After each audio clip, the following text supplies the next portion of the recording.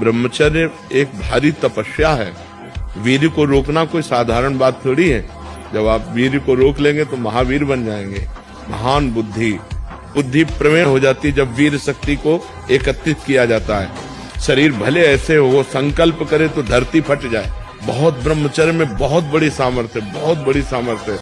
कई बार एक सत्संग सुनना चाहिए, शास्त्र स्वाध्याय करना चाहिए, जिससे हमें पता चले कि हमारा धर्म क्या है। और साधारण बात तो सबको पता है, यदि आप परास्त हो रहे हो तो किसी और से भी प्यार करते हो।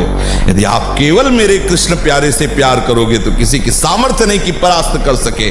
निश्चित निश्चित निश्चित ये अनुभव की बात। इसीलिए ब्रह्मा जी ने कहा कि जो अपने ज्ञान बल से ऊंचाई पर चढ़े, हमने उनको भ्रष्ट होते देखा है, लेकिन जिसने हे नंदन नंदन आपके चरणों का आश्रय ले लिया, बड़ी बड़ी ऊंचाइयों को हंसते हुए पार कर गए। पूर्ण दृढ़ निष्ठा रखो कि आपकी दृष्टि में पावर होना चाहिए। आप देख के मुस्कुरा दिए, आप ऐसे सरल ढंग से देख, कोई भी आपको बात करेगा, छेड़ेगा, परेशान करेगा। अंदर से भगवत चिंतन चल रहा है, सबके प्रति भगवत भाव है, लेकिन आपकी दृष्टि में बचाइए अपनी दृष्टि को, तो आपकी दृष्टि में सामर्थ्य आ जाएगी। ऐसे ही आप जो देखते रहते हैं, आपकी दृष्टि शक्तिहीन होती रहती है। संत अपनी दृष्टि को, जितना आप अपनी नेत्रेंद्रिय को फिर आप देखेंगे तो सामने वाले के अंदर जो अपराध वृत्ति भयभीत हो जाएगा। दृष्टि में बहुत ताकत।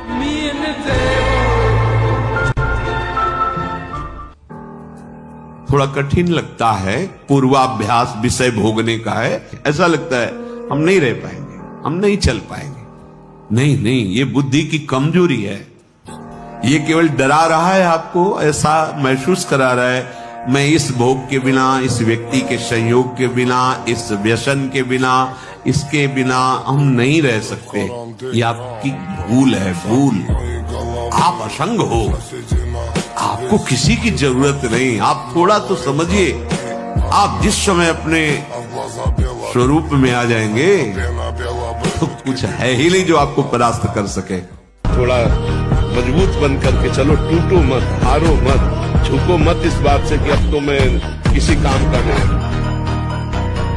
तो हम तुम्हारे पास उदाहरण वो व्यक्ति है जिसके खाने के लिए एक टुकड़ा रोटी नहीं, जिसके रहने के लिए 1 इंच जमीन नहीं, जिसके पास 1 रुपया नहीं, एक आदमी बात करने वाला नहीं।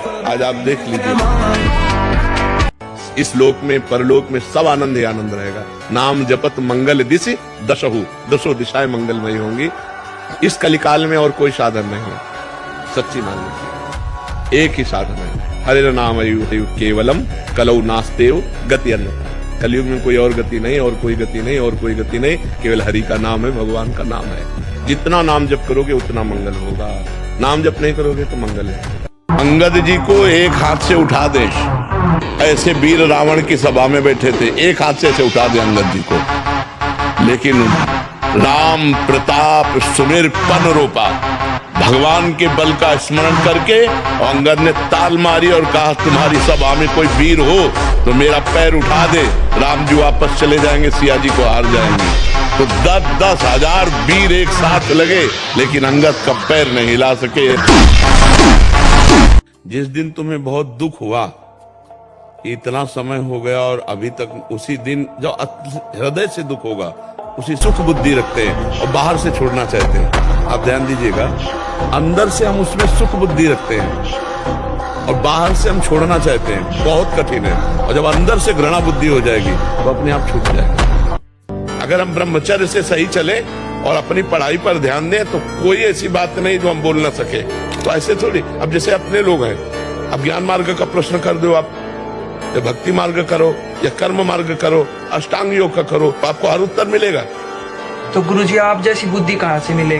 ब्रह्मचर्य से। नौजवान थे जब, तो उपवास, गंगा जी के हर कष्ट को सहना, और कभी कभी मन विषयों की तरफ लालायित होता, तब गंगा जी में खड़े होकर प्रार्थना की कि प्रभु क्या उपाय हो सकता है। भोजन ना ठीक से पाना, उघार रहना, गर्मी सर्दी सहना, सब हो रहा है, पर ये विकार। तब गंगा जी की ने कृपा करके, अरे तू साक्षी है, तू मन में क्यों तदात्म हो रहा है, जरा सी समझ ठीक हो जाए तो ये सब ठीक हो जाएगा। जरा सी समझ है, अपने ऊपर विकार को लेना मतलब परास्त होना। और मन पर विकार आया, उसके आप दृष्टा हैं, आप अब सही उत्तर दीजिए। मन कहेगा भोग लो, नहीं गलत है, केवल भूल ही न दे कुमारक पाऊं, नहीं। अब वो जलाएगा उसको, सह जाओ, बस ठीक हो गए, महात्मा हो गए। ऐसे कपड़े नहीं पहनने चाहिए जिनके दर्शन से कामुकता पैदा। या फटे कपड़े, बोले आज की नई फैशन चली है, चाहे जितना बढ़िया वो पैजामा हो, उसे पैंट जीन्स जो भी कहते, उसको काट के पहनना पड़ता, फाड़ के 2-4 जगह। वाह क्या बढ़िया बात है। जरा सा फट जाता था तो सिला जाता था, आज फाड़ के पहना जाता है। तो इसको बड़े आदमी कहते, जितना जो फटा पहने हो। हाँ देखो कैसी बुद्धि विपरीत होती चली जा रही है। उसे वीआईपी कहते हैं, जो जितना कम कपड़ा जो करे करे, भगवान उनकी रक्षा करे। आपको उपासक हो, आपको ऐसे कोई भी अंग प्रत्यंग में वस्त्र धारण नहीं करने जिनके दूसरों को देखने से मन मलिन हो और अपने अंदर शरीर राग बढ़े, ऐसा। हमने 2 को देखा है। कानपुर में एक नामी पहलवान थे, मांस भक्षण करते थे। गांव का एक आदमी जो केवल दूध ही खाता था, वो उनसे सवाल थे शरीर में। देर न लगा, 5 मिनट में पछाड़ दिया तो रो रहे थे बैठकर। हमें लगता है अगर ब्रह्मचारी रहा जाए तो संकल्प से जो बल प्रकट होगा वो किसी को परास्त कर सकते हैं। ये जो ऐसे बैठे हो, लार बह रही है, ये सब ब्रह्मचर्य वो एक तेजोमयी ज्वलंत शक्ति है। अपने आप कोई भी रोग, कोई भी शोक, कोई भी ताप उसे स्पर्श नहीं कर सकता। शरीर को 2-4 घंटे तो इतना श्रम होना चाहिए कि वो एकदम फैल जाए, इतना श्रम होना ही चाहिए ब्रह्मचर्य पचाने के लिए। ब्रह्मचारी हो, बोले ब्रह्मचारी चश्मा लगा, ब्रह्मचारी ब्लड प्रेशर की गोलियां खा रहे, ब्रह्मचारी मच्छर नहीं उड़ रहे ऐसे, और ब्रह्मचारी लारबेरी नाम भले ब्रह्मचारी, भाई हमें तो नहीं पता कि ऐसा भी ब्रह्मचारी। ब्रह्मचारी मतलब ज्वलंत शक्ति।